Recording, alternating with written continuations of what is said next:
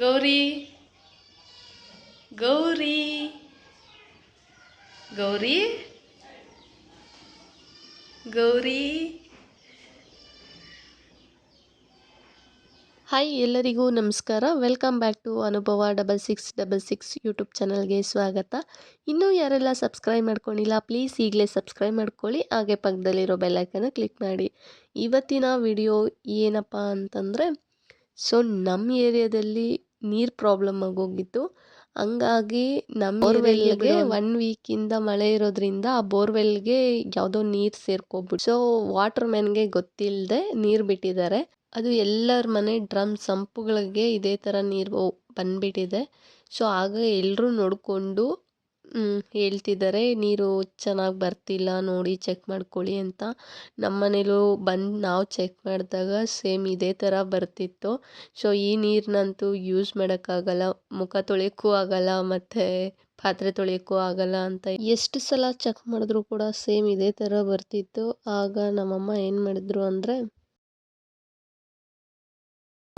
ಈ ಥರ ನೀರನ್ನೆಲ್ಲ ಹಿಡಿದಿಟ್ಟು ಸೇಮ್ ಆಗ ಒಂದು 15 ವರ್ಷದ ಹಿಂದೆ ಸೇಮ್ ನಮ್ಮ ಮನೆಗಳಲ್ಲಿ ನೀರು ಇರೋ ರೀತಿ ಈ ಥರನೇ ಇತ್ತು.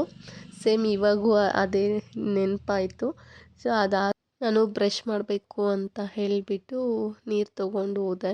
ಆಗ ಒಂದು 10-15 ವರ್ಷದ ಹಿಂದೆಗಡೆ ನಮ್ಮ ಏರಿಯಾದಲ್ಲಿರೋ ಹುಡುಗರು ಹುಡುಗಿರೆಲ್ಲ ಸೇರಿಕೊಂಡು ಈ ಮೋರಿ ಚರಂಡಿಗಳ ಹತ್ರ ಎಲ್ಲ ನಾನು ಬ್ರಷ್ ಮಾಡ್ತಾಯಿದ್ದಿದ್ದು ಇದು ನೆನಪಾಯಿತು. ಸೊ ಆ ನೆನಪಿನ ಜೊತೆ ಬ್ರಷ್ ಎಲ್ಲ ಮಾಡಿಕೊಂಡು ಬೇಗ ಬೇಗ ಮುಖ ತೊಳ್ಕೊಂಡು ನಾನು ಕೆಲ್ಸಕ್ಕೆ ಬೇರೆ ಹೋಗಬೇಕು ಅಂತ ಬೇಗ ಎಲ್ಲ ಕೆಲಸನ ಮುಗಿಸ್ಕೊಂಡೆ. ಸೊ ಮುಗಿಸ್ಕೊಂಡು ನಾನು ಸಂಜೆ ಮತ್ತೆ ಬಂದಮೇಲೆ ಒಂದು ಅಣ್ಣಗೆ ಹೇಳಿದ್ವಿ, ಸೊ ನಮಗೆ ಸಂಪು ಕ್ಲೀನ್ ಮಾಡಿಕೊಡ್ಬೇಕು ಅಂತ ಹೇಳಿಬಿಟ್ಟು.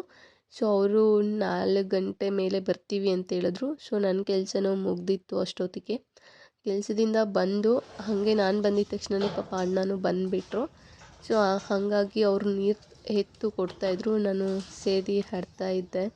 ಸೊ ಸಂಪು ಅಲ್ಲಿ ತುಂಬ ತುಂಬ ಒಂದು ಡ್ರಮ್ ಅಷ್ಟು ನೀರಿತ್ತು. ಸೊ ಅದನ್ನೆಲ್ಲ ಎತ್ತಾಕ್ಬೇಕಾದ್ರೆ ನನಗಂತೂ ಸಾಕಾಗೋಯ್ತು, ಒಬ್ಬಳೇ ಅಲ್ವಾ. ಅದು ಸೇದಿ ತುಂಬ ವರ್ಷಗಳೇ ಆಗೋಗಿದೆ, ಸೇದಿ ನೀರನ್ನೆಲ್ಲ ತೆಗಿಯೋವಂಥದ್ದು ಅಭ್ಯಾಸನೇ ಹೊರಟೋಗಿ. ಇವಾಗ ಎಲ್ಲೋದ್ರೂ ನಲ್ಲಿಗಳಲ್ಲಿ ನೀರು ಬರುತ್ತೆ, ಹಾಗಾಗಿ ಅಭ್ಯಾಸ ಇಲ್ಲದೆ ಆದರೂ ಕೂಡ ಈ ಕೆಲಸನ ಮಾಡ್ತಿದ್ದೆ. ಸೊ ಅಣ್ಣ ನೀರು ಬಕೆಟ್ ತುಂಬಿದ ತಕ್ಷಣ ಹೇಳ್ತಿದ್ರು. ಸೊ ನಾನು ನೀರನ್ನ ಸೇದಿ ಈಚೆ ಕಡೆ ಇಡ್ತಿದ್ದೆ. ನೀವೇ ನೋಡ್ತಿರ್ಬೋದು ಎಷ್ಟು ಕಲರ್ ಚೇಂಜ್ ಆಗೋಗಿದೆ ಸಂಪಲ್ಲಂತೂ ಅಂತ ಹೇಳ್ಬಿಟ್ಟು. ಸೊ ನಮಗೂ ಕೂಡ ಸಂಪ್ ಕ್ಲೀನ್ ಆಗೋ ಥರ ಆಗುತ್ತಲ್ಲ ಅಂತ ಹೇಳ್ಬಿಟ್ಟು ಇದು ಮಾಡಿದ್ವಿ.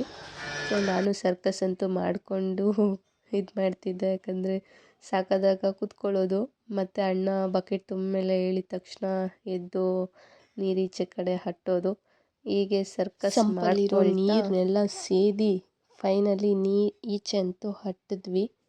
ಸೊ ಎಲ್ಲ ಇದನ್ನೆಲ್ಲ ಹಟ್ಟೋಷ್ಟ್ರೊಳಗಡೆ ನನಗಂತೂ ದೊಡ್ಡ ಬಿಗ್ ಟಾಸ್ಕೇ ಕಂಪ್ಲೀಟ್ ಮಾಡೋ ಥರ ಫೀಲ್ ಆಯಿತು. ಸೊ ಇದೆಲ್ಲ ಮುಗಿಸ್ಕೊಂಡು ನೋಡಿದ್ರೆ ಅಣ್ಣ ಅಂತೂ ತುಂಬ ಚೆನ್ನಾಗಿ ಕ್ಲೀನ್ ಮಾಡಿದ್ರು. ಸೊ ಸರ್ಪೆಲ್ಲ ಹಾಕಿ ಬ್ರಷಲ್ಲೆಲ್ಲ ನೀಟಾಗಿ ಅದನ್ನೆಲ್ಲ ಸ್ಕ್ರಬ್ ಮಾಡಿ ನೀಟಾಗಿ ಉಜ್ಜಿ ಕೊಟ್ಟರು. ಸೊ ತುಂಬ ಖುಷಿ ಆಯಿತು ನನಗಂತೂ. ಯಾವಾಗಲೂ ನಾನೇ ಕ್ಲೀನ್ ಮಾಡ್ತಿದ್ದೆ, ಇಲ್ಲ ಅಪ್ಪ ಕ್ಲೀನ್ ಮಾಡ್ತಿದ್ರು, ಇಲ್ಲ ನಾನೇ ಕ್ಲೀನ್ ಮಾಡ್ತಿದ್ದೆ. ಈ ಸಲ ಅಣ್ಣ ಕ್ಲೀನ್ ಮಾಡಿಕೊಟ್ಟಿದ್ದು ತುಂಬಾ ಖುಷಿ ಆಯಿತು. ಸೊ ಇದನ್ನೆಲ್ಲ ಮೇಲೆಗಡೆ ಸಿಂಕ್ ಟ್ಯಾಂಕ್ ಇದೆ, ಅಲ್ಲೋಗಬೇಕು ಅಂತ ಹೇಳಿಬಿಟ್ಟು ನಾನು ಬಕೆಟು, ಪರಕೆ ಮತ್ತು ಜಗ್ಗು, ಸರ್ಪು ಇದನ್ನೆಲ್ಲ ತೊಗೊಂಡು ಮೇಲೆಗೆ ಹೋಗಬೇಕಾಗಿತ್ತು. ಸೊ ಹಂಗಾಗಿ ಮೇಲೆಗಡೆ ಸಿಂಕ್ ಟ್ಯಾಂಕ್ನ ಕ್ಲೀನ್ ಮಾಡೋದ್ರಿಂದ ಇದನ್ನೆಲ್ಲ ತೊಗೊಂಡು ಹೋಗ್ತಿದ್ದೆ. ಸೊ ಅಷ್ಟರೊಳಗಡೆ ಅಣ್ಣನೂ ಬಂದುಬಿಟ್ಟು ಸೊ ಮೇಲೆಗಡೆ ಹತ್ತಿದ್ರು, ನಾನೇ ಕ್ಲೀನ್ ಮಾಡ್ತೀನಿ ಅಂತ. ಸೊ ಯಾವಾಗಲೂ ನಾನೇ ಕ್ಲೀನ್ ಮಾಡ್ಕೊತಿದ್ದೆ. ಸೊ ಇವತ್ತು ನಾನು ಇದ್ದೀನಲ್ಲಮ್ಮ ಕ್ಲೀನ್ ಮಾಡಿಕೊಡ್ತೀನಿ ಅಂತ ಹೇಳಿದ್ರು. ಸೊ ಅಷ್ಟೇನು ಗಲೀಜೇನಿರಲಿಲ್ಲ, 1-2 ಬಕೆಟ್ ನೀರಿತ್ತು ಅಷ್ಟೇ, ಅದನ್ನ ಎತ್ತೀಚೆ ಹಟ್ಬಿಟ್ಟು ಸೊ ನೀರು ಎತ್ಕೊಬಂದು ಕೊಡಮ್ಮ ಅಂತ ಹೇಳಿದ್ರು. ಒಂದು 20 ವರ್ಷ ಆದಮೇಲೇನೋ ಸೊಂಟದ ಮೇಲೆ ನೀರು ಇಟ್ಕೊಂಡಿದ್ದೆ, ನೀರು ಬಿಂದಿಗೆ ಇಟ್ಕೊಂಡಿದ್ದೆ. ಸೊ ಅದನ್ನು 2 ಅದನ್ನೆಲ್ಲ ಮೇಲೆ ಮುಗಿಸ್ಕೊಂಡು ಸೊ ವಾಪಸ್ ಎಲ್ಲ ಕ್ಲೀನ್ ಮಾಡಿಕೊಂಡು ಎಲ್ಲ ಕ್ಲೀನ್ ಮಾಡೋಷ್ಟ್ರೊಳಗಡೆ 6 o'clock ಆಗೇ ಹೋಗಿತ್ತು. ಸೊ ನೋಡಿದ್ರೆ ಸೂರ್ಯ ಕೂಡ ಎಷ್ಟು ಚಂದ ಅದನ್ನ ನೋಡಿಕೊಂಡು ಕೆಳಗಡೆ ಬರೋಷ್ಟ್ರೊಳಗಡೆ ನೋಡಿದ್ರೆ ಮೋಟ್ರೇ ಇದಾಗ್ಬಿಟ್ಟಿದೆ. ಅಪ್ಪ ಅವರು ತುಂಬ ನೀರೆಲ್ಲ ಹಾಕಿ ಪ್ರಾಬ್ಲಮ್ ಆಗಿಬಿಟ್ಟು ಮೋಟ್ರೇ ಸುಟ್ಟೋಗ್ಬಿಟ್ಟಿತ್ತು. ಸೊ ಅದನ್ನು ಭಾವಾಗೆ ಹೇಳಿ ಭಾವ ಮತ್ತೆ ತೊಗೊಬಂದು ಅದನ್ನೆಲ್ಲ ರೆಡಿ ಮಾಡೋಷ್ಟ್ರೊಳಗಡೆ ಸಂಜೆ ಒಂದು ಈ 7 or 8 ಆಗೋಗಿತ್ತು. ಸೊ ಇದನ್ನೆಲ್ಲ ಮುಗಿಸ್ಕೊಂಡು ಸೊ ಮೋಟ್ರ್ ಆನ್ ಮಾಡಿದ್ರು. ಕೊನೆಗೂ ಮೋಟ್ರ್ ಆನ್ ಮಾಡಿ ನೀರು ಹೇಗೆ ಬರ್ತಿದೆ ಅಂತ ಚೆಕ್ ಮಾಡು ಅಂತ ಭಾವ ಹೇಳಿದ್ರು. ಸೊ ಹಂಗಾಗಿ ನಾನು ಹೋಗಿ ನಲ್ಲಿನ ಆನ್ ಮಾಡಿದೆ. ಸೊ ನೀರು ಫೈನಲಿ ಚೆನ್ನಾಗಿ ಬಂತು. ನಮ್ಮ ಇವತ್ತಿನ ಮನೆಯಲ್ಲಿ ನೀರಿನ ಸಮಸ್ಯೆ ಕಂಪ್ಲೀಟಾಗಿ ಮುಗೀತು. ಇವತ್ತಿನ ವಿಡಿಯೋ ಇಲ್ಲಿಗೆ ಎಂಡ್ ಮಾಡ್ತಾ ಇದ್ದೀನಿ. ನನ್ನ ವಿಡಿಯೋಸ್ ನೋಡ್ತಾ ಇರೋ ಪ್ರತಿಯೊಬ್ಬರಿಗೂ ಥ್ಯಾಂಕ್ ಯು ಸೋ ಮಚ್.